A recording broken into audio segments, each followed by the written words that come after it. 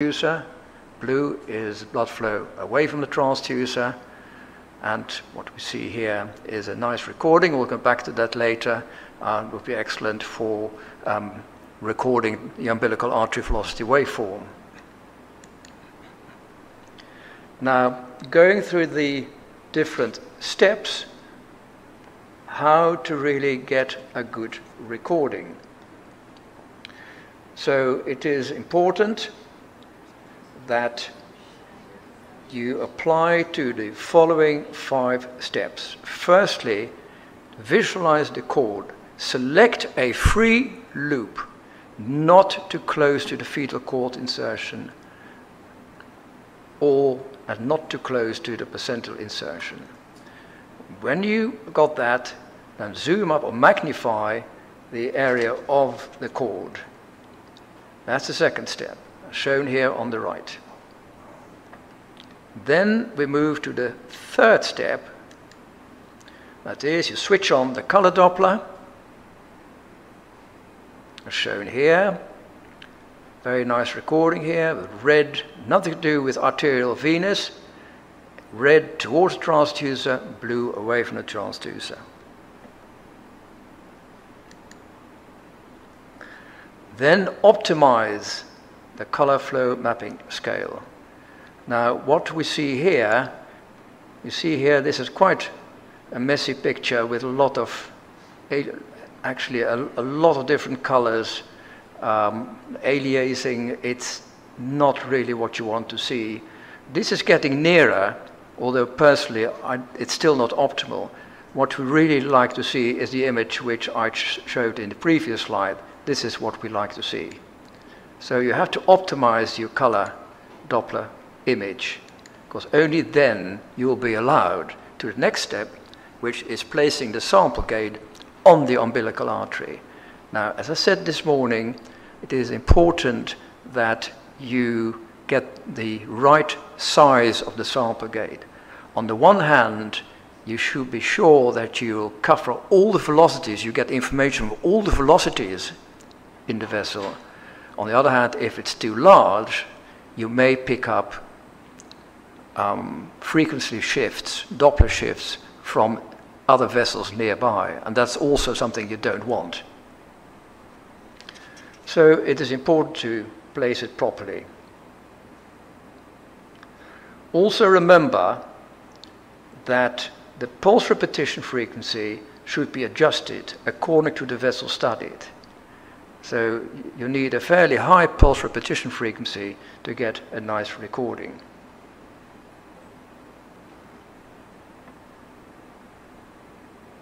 Remember from my presentation this morning on the principles of Doppler, and I say it again and again, that you have to get the pulse repetition frequency right. So the next step, step 5, is to start the pulse Doppler function.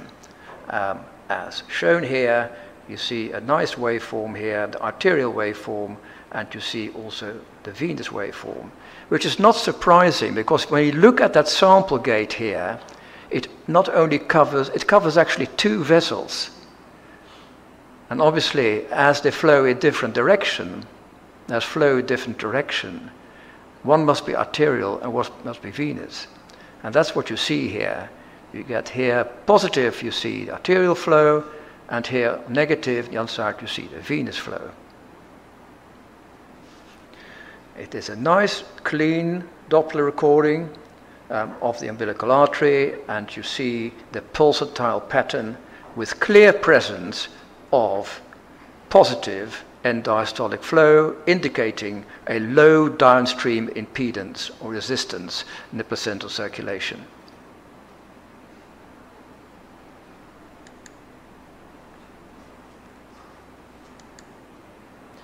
Now, when placental thrombosis and infarction develop, we may see a reduction of the end diastolic flow in the umbilical artery, reflecting increased downstream impedance, downstream resistance or impedance at placental level. The Doppler waveform becomes less pulsatile.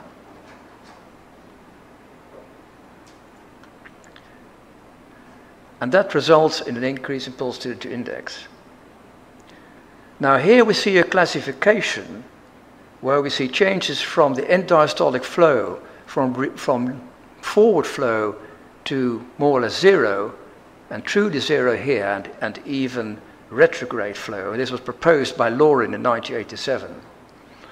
And retrograde flow in the umbilical artery is shown on the left, and I have to press again, we can see it here. Now we can't hear it, but what it sounds like is, can you hear this continuous flow?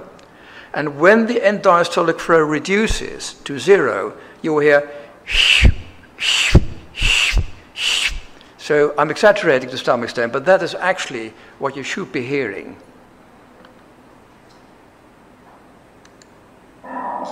Ah, there we are.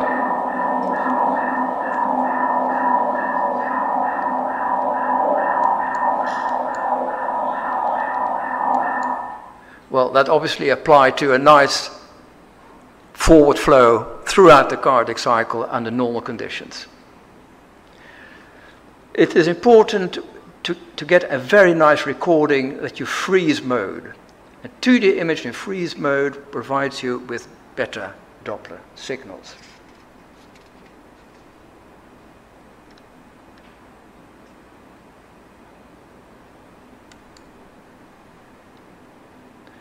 Now, another issue is that, particularly in the second and third trimester, we may see fetal breathing movements. You're all aware of fetal breathing movements, and fetal breathing movements do interfere with your Doppler signals. And as shown here on this slide, you see there is clearly a variation in height of velocity, but also in quality of your waveforms. So do wait till the breathing movements stop and then get your recording. On this slide, you'll see the way umbilical artery flow velocity waveforms evolve from 16 weeks onward to 40 weeks.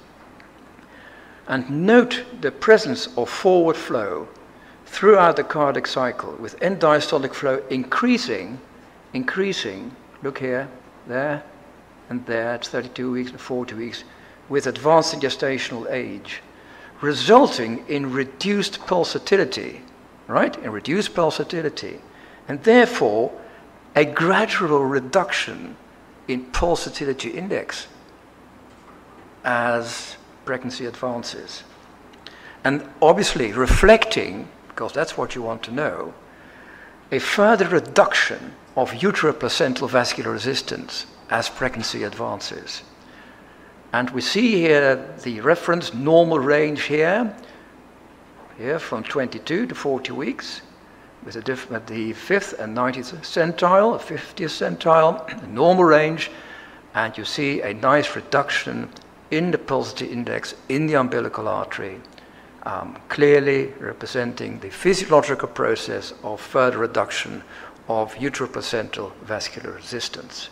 And again, look at these waveforms here, how the end diastolic flow increases with pregnancy as pregnancy advances.